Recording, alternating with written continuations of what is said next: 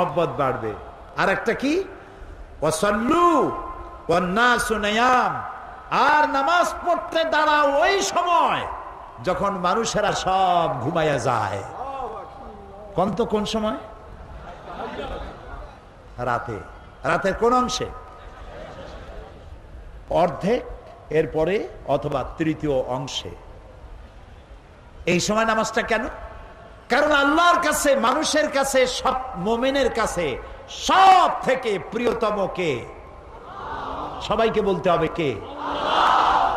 সুতরাং মানুষ যখন প্রেম করে, ভালোবাসা করার জন্য নোটিশ দেয় না, বিজ্ঞাপন ছাপায় না, রেডিও টেলিভিশনে বিজ্ঞাপন দেয় না। প্রেম করে কিভাবে? গোপনে। গোপনে প্রেম করার জন্যে আল্লাহর সাথে দিনের কোলাহল আল্লাহ বন্ধ করে দেন। আল্লাহ রাব্বুল আলামিন বলেন, ওয়াজআলনান নাহারা মাআশা, দিন বানিয়েছি রুজি রোজগার করার জন্য, রিজিক কামাই করার জন্য। ওয়াজআলনাল লাইলা লিবাসা ওয়াজআলনা নাওমাকুম সুবাতা, রাত বানালাম আমি তোমাদের জন্য শান্তির বাহন করে, আচ্ছাদন দিলাম, ঘুমকে বাহন করলাম।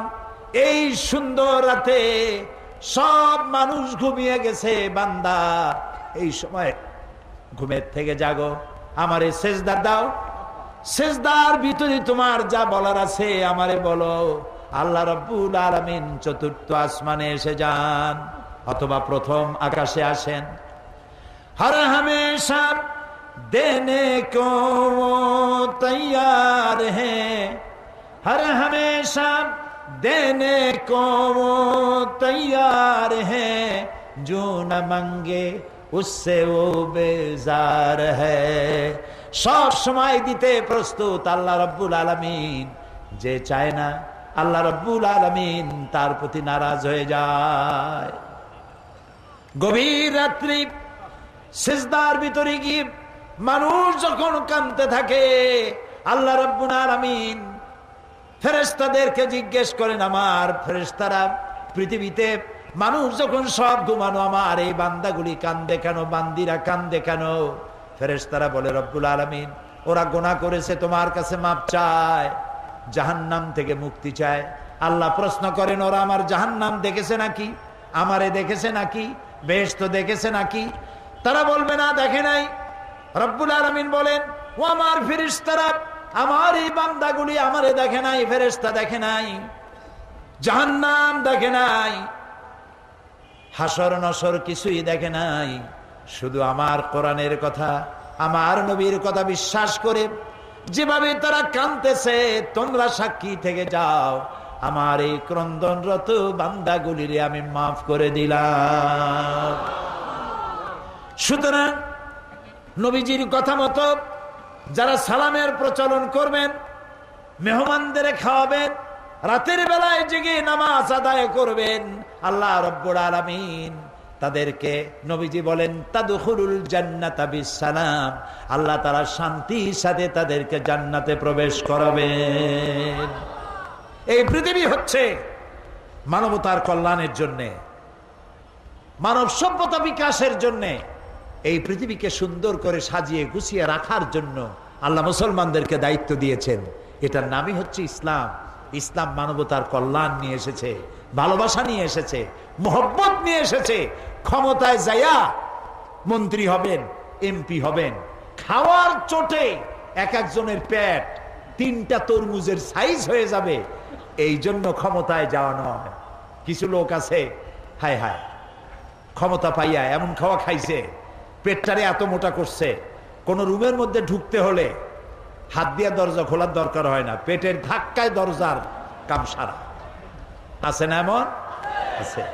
হযরত ওমর রাদিয়াল্লাহু তাআলা আনহু রাসূলের শিক্ষায় শিক্ষিত, কোরআনের শিক্ষায় শিক্ষিত আমিরুল মুমিনিন, রাতের বেলায় ঘুরছেন, প্রজা পুঞ্জরা খাইয়ে আছে না না খেয়ে আছে, ইসলাম কারে কয়?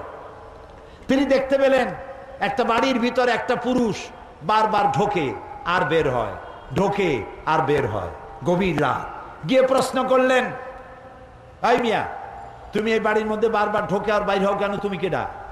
কয় যে পথিক, আমি তো এই বাড়ির মালিক। তাই বারবার ভেতরে ঢোকার বাইরে হোক কেন? বলছে পথিক সে চেনে নাই আমিরুল মুমিনিনকে। বলছে আমার মতো বিপদে জীবনে কেউ পড়ে নাই। বলে কিরকম? আমার ঘরে আমার বউ আসন্ন প্রসবা, এখনই বাচ্চা হবে, আমার ঘরে কোনো পুরুষও নাই, আমি ছাড়া কোনো মেয়ে লোকও নাই, আর আমি এই বিষয় সম্পূর্ণ অনভিজ্ঞ, কিছুই জানি না। আমার স্ত্রীর কষ্ট, আমার জীবন বেরিয়ে যাচ্ছে, আমি কোনো সাহায্য করতে পারছি না। হযরত ওমর রাদিয়াল্লাহু তাআলা আনহু বলছেন অপেক্ষা করো, দেখি আমি তোমার কোনো সাহায্য করতে পারি কিনা। গোটা পৃথিবীর অর্ধেকটা পৃথিবীর প্রেসিডেন্ট খলিফাতুল মুসলিমিন আমিরুল মুমিনিন দৌড় দিলেন।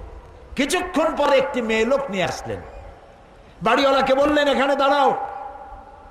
মেয়ে লোকটিকে ভিতরে ঢুকাই দিলেন। কিছুক্ষণ পরে সেই মেয়ে লোক এসে আমিরুল মুমিনিনকে ডেকে বললেন, আমিরুল মুমিনিন, এই বাড়ির মালিককে বলেন আল্লাহ তাকে একটি পুত্র সন্তান দান করেছেন, পুত্রটিও সুস্থ, তার মাও সুস্থ। বাড়িওয়ালা তো আমিরুল মুমিনিন নাম শুনিয়া পায়ের তলা থেকে মাটি খসে গেছে। হযরত ওমর আমার জন্য কষ্ট করছে, দৌড়াইছে, কি আশ্চর্য, আমার তো বেয়াদবি হয়ে গেছে।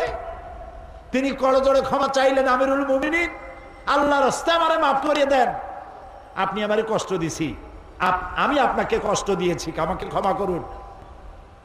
আর এই যে মেয়ে লোকটারে নার্স নিয়ে আসছেন, সেবিকা, কিছু টাকা আপনি তাকে দিয়ে দেবেন, এই টাকাগুলো আপনি নেন। হযরত ওমর বলেন,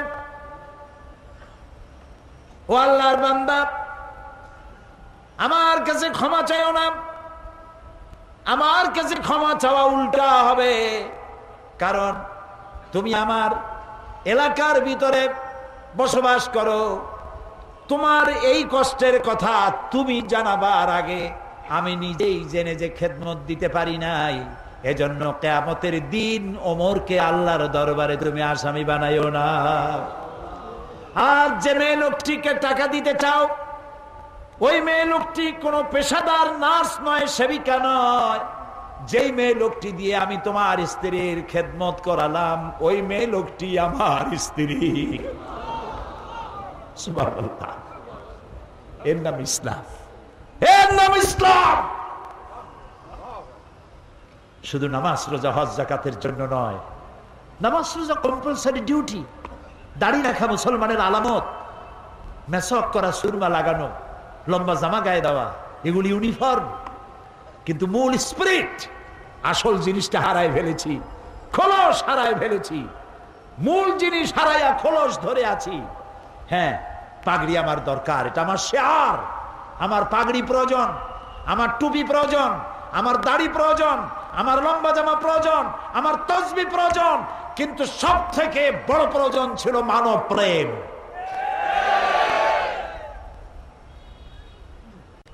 মুসলমান মুসলমানের প্রতি ভালোবাসা, মহব্বত করা, খোঁজ খবর নেওয়া। সে যদি আমার প্রতিবেশীও হয়, সে যদি আমার হিন্দুও হয়, সে যদি খ্রিস্টানও হয়, তার খোঁজ নেওয়া, খবর নেওয়া। অন্য ধর্মের প্রতি অসদাচরণ না করা, এটার নাম ইসলাম। আলহামদুলিল্লাহ, আমি আল্লাহ শুকর আদায় করি, আমার এলাকায় অনেক হিন্দু, অন্তত ৮০,০০০ ভোটার আমার এলাকায়। নির্বাচনে আল্লাহ যখন জিতাই দিলেন, বিজয় মিছিল করি নাই, আল্লাহরে বলছিলাম, আল্লাহ তুমি যদি দয়া করে তোমার গোলামকে জিতাই দাও, বিজয় মিছিল করব না, তোমারে লম্বা করে সেজদা দেব, শুকর আদায় করব।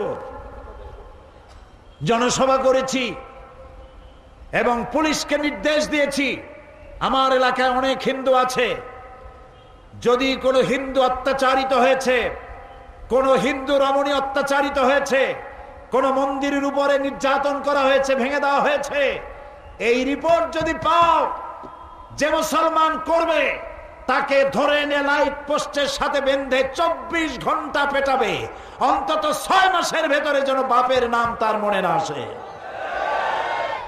আলহামদুলিল্লাহ, আমার এলাকায় হিন্দুরা, হিন্দু নেতারা আমার মঞ্চে দাঁড়িয়ে বলেন, বিগত ৮ বছর মায়ের কোলে সন্তান থাকে যেভাবে নিরাপদে, আমরা সেভাবে নিরাপদে আছি।